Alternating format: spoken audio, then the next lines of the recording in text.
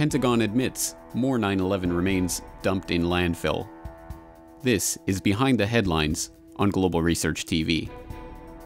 A new report released on Monday by the Pentagon reveals that some of the unidentifiable remains from victims at the Pentagon and Shanksville sites on September 11th were disposed of in a landfill. The details come from a report by a review committee examining operations of the Air Force Mortuary Division at Dover Air Force Base. The report notes that before 2008, disposal of unidentified remains was delegated to subcontractors.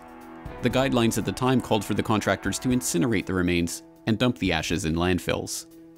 In a press conference earlier this week, Pentagon spokesman John Abizaid confirmed that this section of the report applied to the remains of some of the victims of 9/11. While I understand how sensational the notion is, there was a point where people considered going to the crematorium, and in some states it's law that that is the final disposition of the fallen. This is not the first controversy to arise regarding the disposal of remains of 9/11 victims. In 2003, New York City medical examiner Charles Hirsch wrote that he was virtually certain that human remains from the World Trade Center had been left at the Fresh Kills landfill, where debris from the buildings had been taken to be sifted. In 2005, the city medical examiner officially ended the process of identifying remains from the debris of the World Trade Center site, with only 1,585 victims being identified by their remains. In 2007, victims' families' worst fears about what happened to the unidentified remains were confirmed by Eric Beck, a senior supervisor of the recycling facility that sifted the debris, who swore in an affidavit that some of the remains ended up in a mixture that was used to pave roads and fill potholes in New York. In 2008, Judge Alvin Hellerstein of the Federal District Court in Manhattan threw out a case by victims' family members who were petitioning for the right to continue searching the landfill for the remains of their loved ones. In 2010, the city relented and the search began again for the human remains, this time using new methods and technologies. The remains of 20 more victims were soon discovered in the rubble.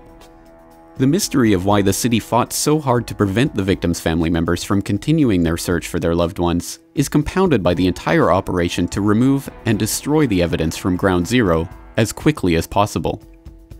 By September 29, 2001, just 2 weeks after the attacks, over 130,000 tons of debris had been removed from the site.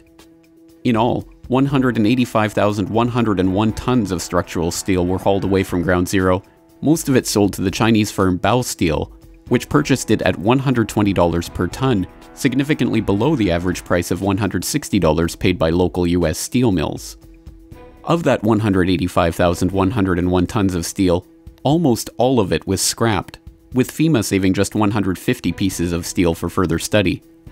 The Building Performance Assessment team tasked by FEMA with writing the WTC Building Performance Study was not even allowed access to the site or to collect steel samples from the salvage yards. Even more remarkably, as firefighters like Eric Lawyer have pointed out, the destruction of evidence represented by this so-called cleanup of the site in fact violated numerous specific guidelines about the preservation of crime scene evidence for further investigation. The NFPA 9.3.6, it covers spoliation of evidence. Specifically what it reads is once evidence has been removed from the scene, it should be maintained and not destroyed or altered until the investigation is complete. The steel was melted down prior to the investigation. We know that from their own admission. This is no conspiracy theory stuff. 19.2.4, exotic accelerants. If on the scene you find melted steel or concrete, you should consider the use of exotic accelerants. And they specifically say in the manual, thermite mixtures produce exceedingly hot fires that can account for melted steel and concrete.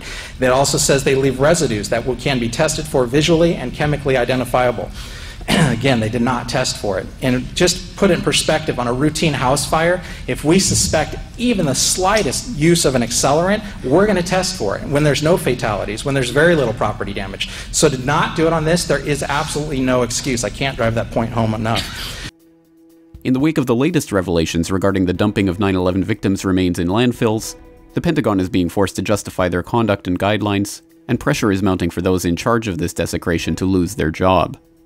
So far, no one has lost their job or even been reprimanded for the frequent and flagrant violation of protocols and crime scene requirements regarding the disposal of 9/11 evidence.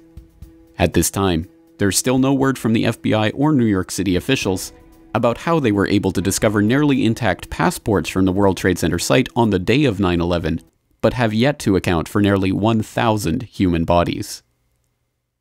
And it was in one of those areas a couple of blocks away from the World Trade Center site, apparently where that passport was found.